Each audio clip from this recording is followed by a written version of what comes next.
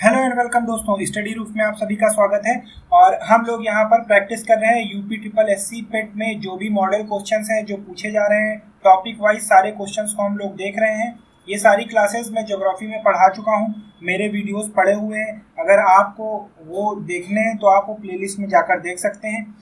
यहाँ पर हम लोग टॉपिक वाइज जो भी मॉडल क्वेश्चंस हैं जिनकी आने की संभावना है यूपी ट्रिपल एससी में उनको डिस्कस करते हैं और उनका सोल्यूशन हम लोग डिटेल में देखते हैं। तो आइए स्टार्ट करते हैं हम लोग। हमारा पहला क्वेश्चन है कि अकॉर्डिंग टू पैलियोमैग्नेटिज्म इंडियन सब कॉन्टिनेंट मूव टुवर्ड्स। पराचुंबकीय परिणामों से संकेत मिले हैं कि भारतीय स्थल पिंड सरका है। किधर सरका है? तो सबसे पहले हम लोग देख लेते हैं कि आखिर ये पैलियोमैग्नेटिज्म या पराचुंबकीय होता क्या है। तो देखिए एक्चुअल में ये है क्या, ये अध्ययन की वह शाखा है जिसमें जो चट्टान होते हैं या जो अवसाद होते हैं तो उनमें निर्माण के समय उनमें कौन कौन सी कैरेक्टरिस्टिक्स रह गई थी। ठीक है, मान लेते हैं कोई स्टोन था, कोई पत्थर था, तो जब उसका निर्माण हुआ, मतलब जब उसका निर्माण हो रहा था तब कौन कौन सी कैरेक्टरिस्टिक्स उसके अंदर थी। ठीक है, तो उन सब का अध्ययन करने वाली जो ब्रांच होती है उसको पैलियोमैग्नेटिज्म कहते हैं।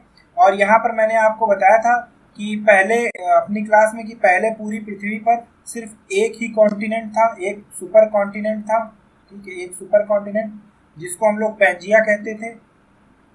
और इस पैंजिया के कई टुकड़े हुए, तो इसमें ये जो वाला जो हिस्सा था जिसको हम लोग गोंडवाना लैंड कहते थे, गोंडवाना लैंड, ये नॉर्थ की तरफ गया। ठीक है, और आगे चलकर इसी ने एशिया सब कॉन्टिनेंट का निर्माण किया, खासकर भारत सब कॉन्टिनेंट का। ठीक है, तो इसमें हमारा आंसर ए हो जाएगा, नॉर्थ में गया, उत्तर में।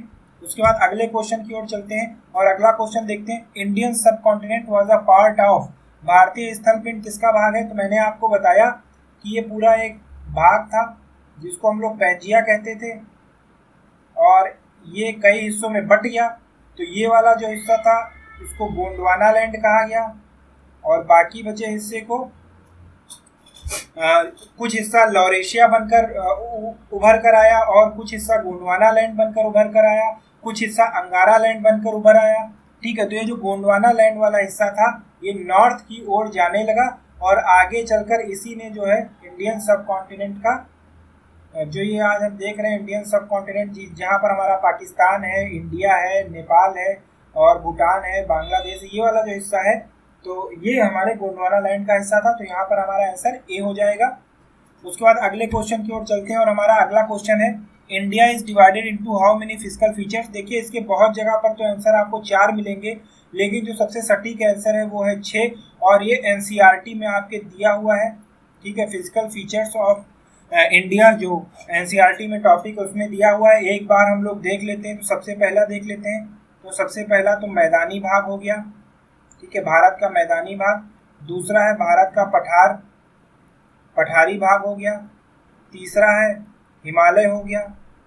ठीक है, और चौथा यहाँ पर देख लीजिए द्वीप है, भारत के द्वीप।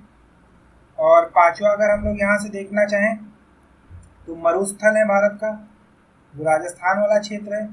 और छठा अगर हम लोग यहाँ से देखना चाहें तो ये हमारा हो जाएगा कोस्टल एरियाज। ठीक है, या तटीय क्षेत्र। तो ये 6 फीचर्स हैं, आपको याद रखने हैं। तो यहाँ पर हमारा आंसर सी हो जाएगा। चलिए अगले क्वेश्चन की ओर चलते हैं और अगला क्वेश्चन हमारा है which of these is type of desert. इसमें से कौन सा मरुस्थल है? तो देखिए गंगा मरुस्थल नहीं है क्योंकि ये बहुत फर्टाइल है, तो ये तो आंसर सही नहीं हो सकता। ये भी फर्टाइल है क्योंकि ये ब्रह्मपुत्र नदी का क्षेत्र है। ठीक है, और ये देखिए गोदावरी और कृष्णा जैसी नदियों का क्षेत्र है, तो ये भी नहीं हो सकता। लेकिन ये जो सिंधु का क्षेत्र है, यहाँ पर आप सबको पता होगा कि यहाँ पर थार रेगिस्तान पाया जाता है।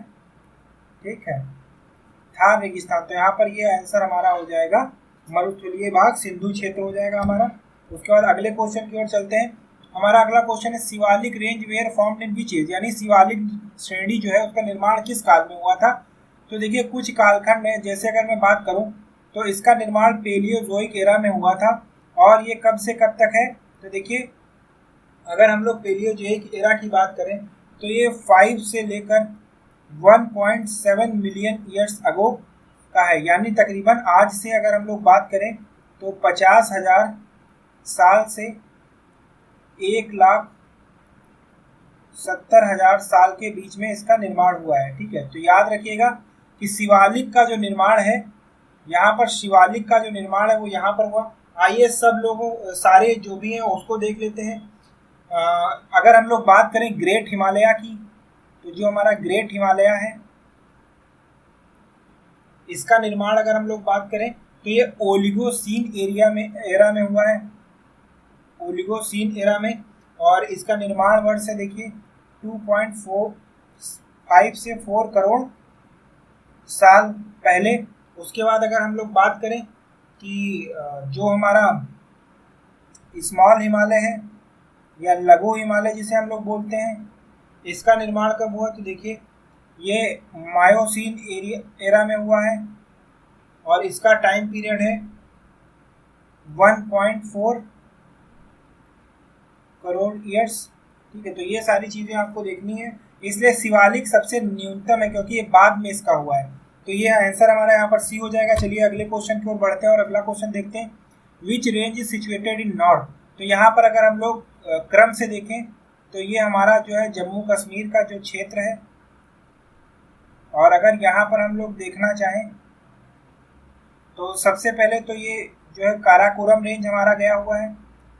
उसके बाद ये वाला जो एरिया है ये लद्दाख है, और फिर ये जो एरिया है जास्कर का है, और ये जो है ये पीर पांजाल का है। तो अगर यहाँ से हम लोग देखें तो ये काराकोरम रेंज है, और अगर इसकी बात करें तो ये लद्दाख का क्षेत्र है, और अगर इसकी बात करें तो ये जास्कर का क्षेत्र है, और अगर इन दोनों की बात करें तो ये पीर पांजाल का क्षेत्र है। ठीक है, और ये आपको पता ही होगा कि ये नॉर्थ डायरेक्शन है और ये साउथ डायरेक्शन है। तो इसमें पूछा है which range is situated in north. तो नॉर्थ में अगर हम लोग देखें तो काराकोरम सिचुएटेड है, इसका सही आंसर बी हो जाएगा। उसके बाद अगले क्वेश्चन की ओर हम लोग चलते हैं, और अगला क्वेश्चन है which ranges is situated in south. तो अगर हम लोग यहाँ पर देखें कि सबसे साउथ में हमारा कौन सा है, तो सबसे साउथ में हमारा पीर पांजाल है। ठीक है, सबसे साउथ में हमारा पीर पांजाल है, आपको यहाँ पे दिख रहा होगा। तो यहाँ पे हमारा आंसर क्या हो जाएगा, पीर पांजाल। ठीक है, डी ऑप्शन सही हो जाएगा। चलिए अगले क्वेश्चन की ओर बढ़ते हैं और अगला क्वेश्चन देखते हैं। निम्न में से कौन सी नवीन पर्वत श्रेणी, यानी जिसका निर्माण अभी हाल ही में हुआ है। ठीक है, तो मैंने आपको बताया था कि शिवालिक सबसे नवीन श्रेणी है जिसका निर्माण 50 से 1,70,000, ठीक है, 1,70,000 साल पहले हुआ है। तो ये सबसे नवीन है, यानी ऑप्शन सी हमारा हो जाएगा। उसके बाद हम लोग अगले क्वेश्चन की ओर बढ़ते हैं और देखते हैं Pir Panjal range is found in which state या यूनियन टेरिटरी। मैंने आपको अभी पिछले क्वेश्चन में बताया कि जो पीर पांजाल रेंज है वो हमारा जम्मू कश्मीर में पाया जाता है। तो जम्मू कश्मीर इसका सही जवाब हो जाएगा। उसके बाद अगले क्वेश्चन की ओर बढ़ते हैं और यहाँ दिया गया Aravalli range is found in which state या यूनियन टेरिटरी। तो अगर एक बार हम लोग देखना चाहें तो मैप में एक बार देख लेते हैं कि कौन से यूनियन टेरिटरी में पाई जाती है। तो देखिए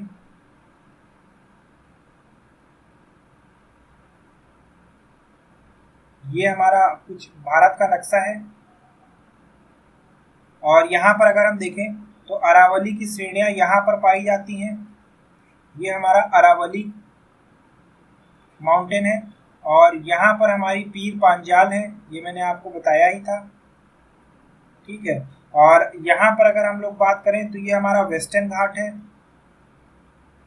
ये वेस्टर्न घाट का एरिया है, और ये वाला जो एरिया है ये ईस्टर्न घाट का है। ठीक है, और यहाँ पर एक नदी निकलती है, इसका नाम है नर्मदा, और ये है ताप्ती नदी, और इन दोनों के बीच में जो माउंटेन रेंज है ये हमारा सतपुड़ा पाया जाता है, और नर्मदा के ठीक ऊपर हमारा ये विंध्य श्रेणी पाई जाती है। ठीक, तो ये कुछ श्रेणियां हैं, और यहाँ पर अगर हम लोग बात करें तो यहाँ पर महादेव की श्रेणी पाई जाती है। ठीक है, तो ये कुछ हमारी श्रेणियां हैं, इनको आप देख लीजिए। तो यहाँ पर अगर अरावली की बात करें तो अरावली राजस्थान में पाया जाता है। उसके बाद अगले क्वेश्चन की ओर बढ़ते हैं और लिखते हैं which mountain range is found between Narmada and Tapti. Narmada और ताप्ती नदी के मध्य कौन सी पर्वत श्रृंखला है। तो पिछले वाले क्वेश्चन में अगर हम देखें कि ये जो नर्मदा नदी है हमारी और ये ताप्ती नदी है, इसके बीच में कौन सी रेंज है? सतपुड़ा रेंज है हमारी। तो देखते हैं सतपुड़ा कौन से ऑप्शन में है। सतपुड़ा रेंज है, सी ऑप्शन हमारा सही हो जाएगा। उसके बाद अगले क्वेश्चन की ओर बढ़ते हैं और अगला क्वेश्चन है which is the highest peak of peninsular India, यानी प्रायद्वीपीय भारत की बात की। देखिए पूरे भारत की, पूर्ण भारत की बात नहीं की, अगर पूर्ण भारत की बात करें तो वो हो जाएगा K2 या गॉडविन ऑस्टिन। और ये कहाँ पर है? ये काराकोरम रेंज लद्दाख में है। ठीक है, काराकोरम लद्दाख में है ये। लेकिन यहाँ पर प्रायद्वीपीय भारत की बात की है, यानी इस भारत में जो डेक्कन प्लेट्यू है उसमें हमारे प्रायद्वीपीय भारत में पूछा गया। तो यहाँ पर देखिए ये जो केरला में अनाईमुडी है, ये हमारी सबसे ऊंची चोटी है। ठीक है, ये समथिंग अराउंड 2600 मीटर ऊंची है।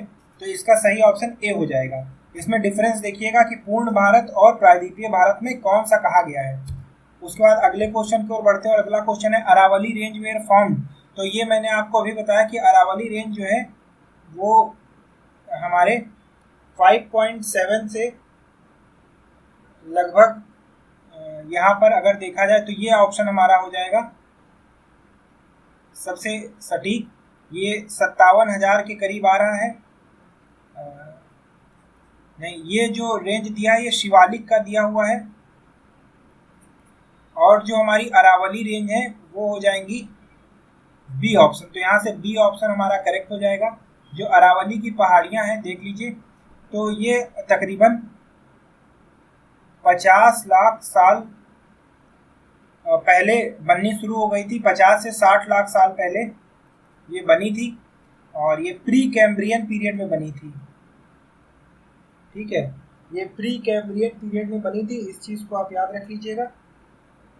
प्री कैम्ब्रियन पीरियड में बनी थी। बी ऑप्शन हो जाएगा, प्री कैम्ब्रियन पीरियड में ये बनी थी।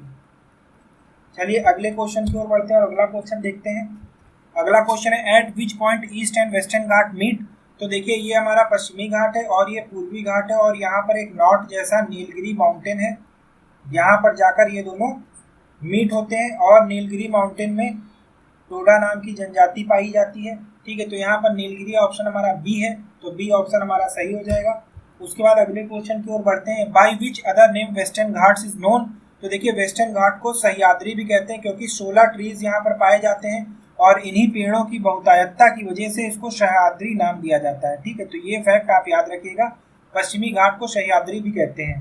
तो ये थे आज के क्विक रिवीजन के क्वेश्चंस। आपको हमारे क्वेश्चंस और ये वीडियो कैसा लगा कमेंट करके बताइएगा। अगर आपको वीडियो पसंद आया तो वीडियो को लाइक करें और अपने दोस्तों के साथ शेयर करें ताकि हमारी फैमिली और ग्रो कर सके। Thank you for watching.